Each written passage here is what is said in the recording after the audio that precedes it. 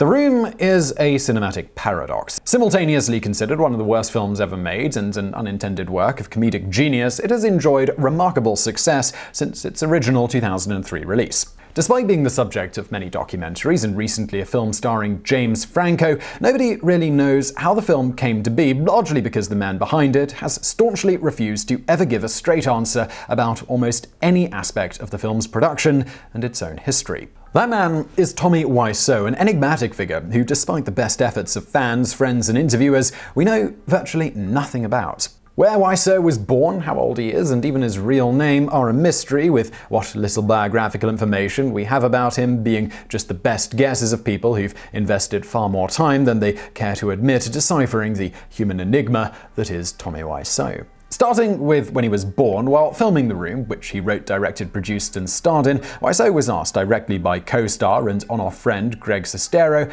about his age, and he answered, "However old you are, Greg." It's an answer that didn't sit well with the young actor who was at the time in his mid-20s, whereas Wiseau looked to be in his mid to late 40s. Sestero, not taking no for an answer, eventually found out through Wiseau's brother's girlfriend that the raven-haired auteur was born in the 1950s. Wiseau himself has never confirmed this, masking his true age by apparently dyeing his hair, generally wearing large face-obscuring sunglasses, and adopting a punishing physical exercise regime that has resulted in him possessing a stocky, muscular frame, not exactly stereotypical of a man who is supposedly in his 50s or 60s. To this day, there is no definitive answer about exactly how old Wiseau is. Likewise, we have no idea where he was born, with Wiseau himself giving contradictory, often meandering, garden path answers to the question in interviews. For example, in one interview, Wiseau explained, "I'm originally from Europe, but I'm right now American like everybody else. Long story short, I used to grow up in New Orleans, Louisiana, so people ask me, where you come from, right? So what do you want to do? Which country do you pick? I pick New Orleans." Confusing matters further is the fact that Wiseau has sometimes claimed to be from France and at other times that he actually grew up in America, or while speaking with a thick Eastern European accent. Actors working on The Room would later reveal to Entertainment Weekly that they'd made a game out of trying to figure out where Wiseau was from, and despite the combined efforts of the entire cast and crew, nobody ever got a straight answer from him. Experts studying Wiseau's accent, on the other hand, have concluded that he likely hails from Poland, which is commonly accepted by Wiseau fans. Exactly where in Poland isn't clear, but fan and filmmaker Rick Harper has suggested that Wiseau's birthplace was the Polish city of Poznan after researching the issue for a documentary on the making of The Room.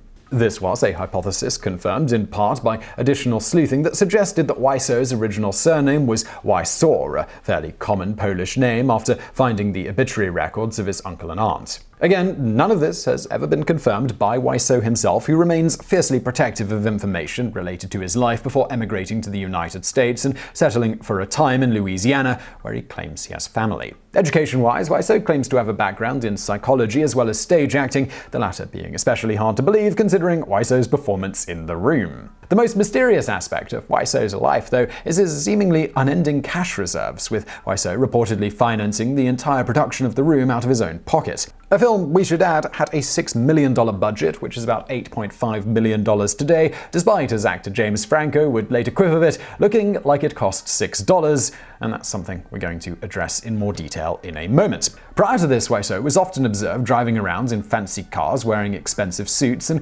carrying a lot of cash with him. To date, nobody has ever established with any certainty how Wiseau was able to amass so much wealth. When asked directly, Wiseau's wildly unsatisfying answer was as follows: "I tell you a little bit, but that's it. We import from Korea the leather jackets that we design here in America. If you work, you have to save money, right? I didn't get money from the sky. I was preparing. Let's put it this way." Theories about where Wiseau made his fortune have ranged from suggesting he was involved in some sort of crime ring in Eastern Europe, which doubles as an explanation for his secrecy regarding his youth, to a rumor that he was hit by a car driven by a bigwig Hollywood producer and received a generous cash payout for his silence. This one seemingly came about because of a claim by Wiseau himself, who said he was, at some point in his life, involved in a car crash in California. Alternatively, Wiseau has variously claimed in the past that he amassed his fortune through flipping property or selling jeans. Again, we have no idea which, if any of these things, is actually true. So moving back to the topic at hand, The Room began life either as a 500 or 600-page novel written some 2 decades prior to the film's eventual release in 2003. Wiseau's supposed intention was to turn the novel into a play, but he abruptly changed his mind and decided to turn it into a film instead, his reasoning being, he claims, that he did some research and found that more people watched movies than plays. Initially put forward as an independent drama depicting a love triangle between a banker, played by Wiseau, his wife, and best friend, the film is infamous for its numerous plot holes, logical inconsistencies, and inexplicable tonal shifts. Combined, these elements make the film unexpectedly hilarious, leading Wiseau to retroactively claim that the film was actually intended to be a black comedy all along. This is a claim that few believe, insisting that the film was actually just poorly made, as Sestero would later write, Tommy Wiseau intended The Room to be a serious American drama, a cautionary tale about love and friendship, but it became something else entirely, a perfect, literal comedy of errors. Examples of unintended hilarity include a scene where Wiseau's character, midway through a monologue denying that he beat his wife, stops to say, "Oh, hi Mark," in the most upbeat manner possible. A short while later in the same scene, Wiseau's character laughs after hearing the aforementioned Mark recount the tale of a woman that he knew being badly beaten by her boyfriend, telling him, "What a story."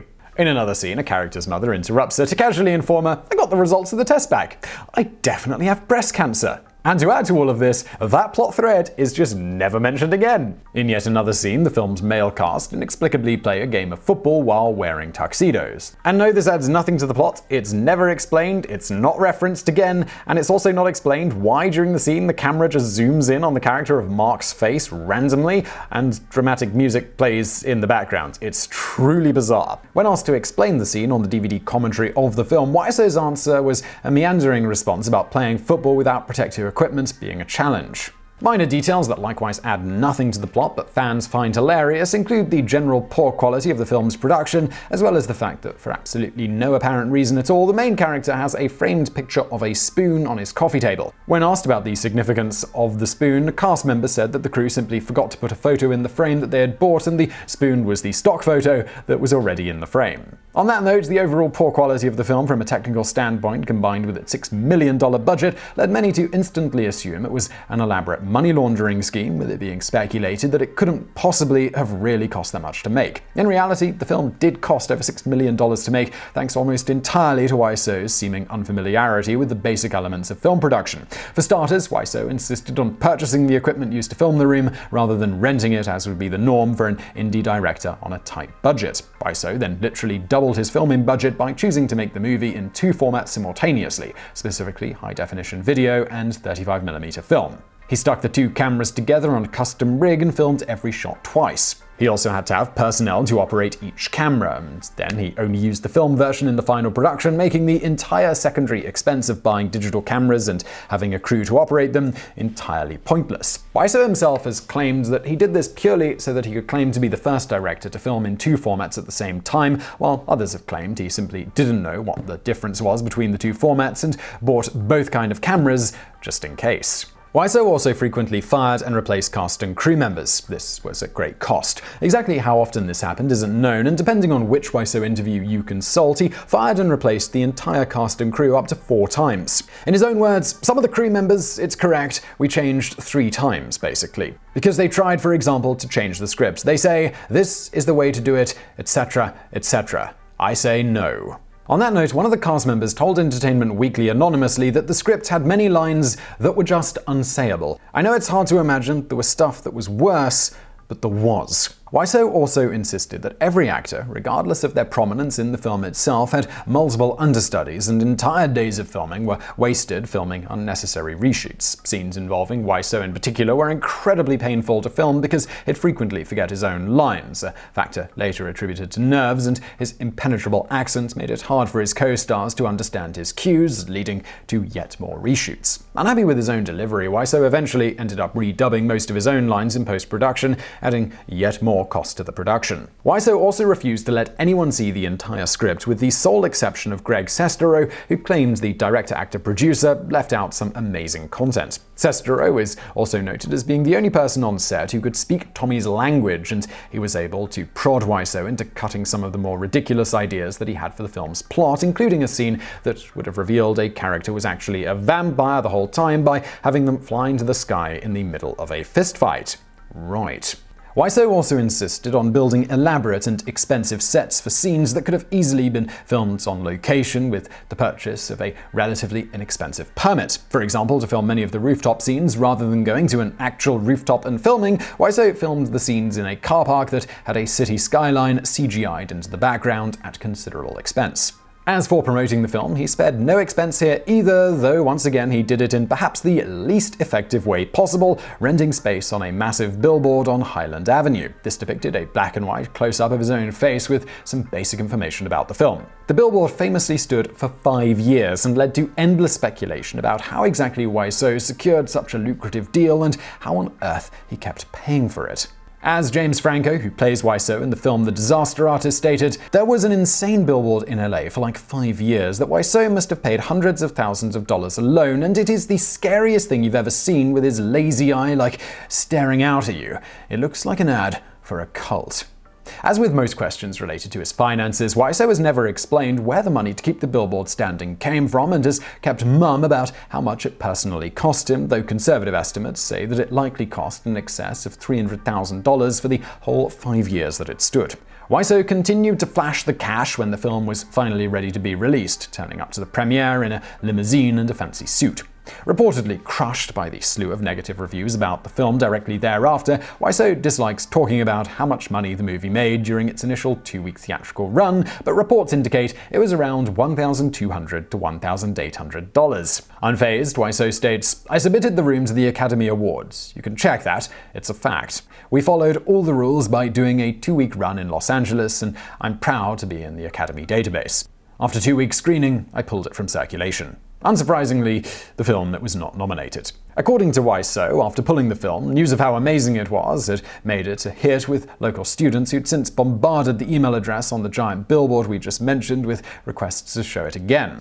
Wiseau, confused but flattered, did just that, surmising that midnight screenings would be best so that everyone who wanted to see the film could do so regardless of their work schedule. As an aside, Wiseau believes that his choice to screen the film at midnight helped lower America's crime rate, as teenagers couldn't get in trouble if they were sat in a cinema watching The Room. And no, we really could not make this stuff up. Since then, the film has gone on to become a cult classic, and Wiseau spends much of his time traveling the globe attending screenings. Oft likened favorably to fellow cult hit The Rocky Horror Picture Show, fans turn up to screenings dressed as their favorite characters and throw plastic spoons and footballs at the screen, a practice supposedly started by drunk college students watching the film during its initial 2-week run in LA. Despite being absolutely savaged by critics on release, it has had sustained and consistent success since its release, still being a staple of the midnight theater circuit over a decade later. Wiseau himself is critical of those who call The Room a bad movie, telling an interviewer in 2014, "People say bad movie. It's about how you define. How many bad movie I saw in my life? Probably dozen. But I will never say it's bad, but if I have a conversation, I say, hey, I didn't like it. This is my style." But some people say the movie it's a bad movie, and some people say, oh, it's a shitty movie. So again, it depends on how you express yourself. I don't consider The Room bad movie. Co-author of The Disaster Artist, Tom Bissell, perhaps explains it a little better and probably a little bit easier to read here. It's like a movie made by an alien who has never seen a movie but has had movies thoroughly explained to him. There's not often a work of film that has every creative decision that's made in it on a moment-by-moment basis seemingly be the wrong one. The Room, to me, shatters the distinction between good and bad. Do I think it's a good movie? No. Do I think it's a strong movie that moves me on the level that art usually moves me? Absolutely not. But I can't say it's bad because it's just so watchable. It's so fun. It's brought me so much joy. How can something that's bad do those things for me? So I really hope you found that video interesting. If you did, please do hit that thumbs up button below and don't forget to subscribe. We've got brand new videos just like this every day of the week. For more from me, why not check out my other channel called Highlight History? I'm going to link to that below. And as always, thank you for watching.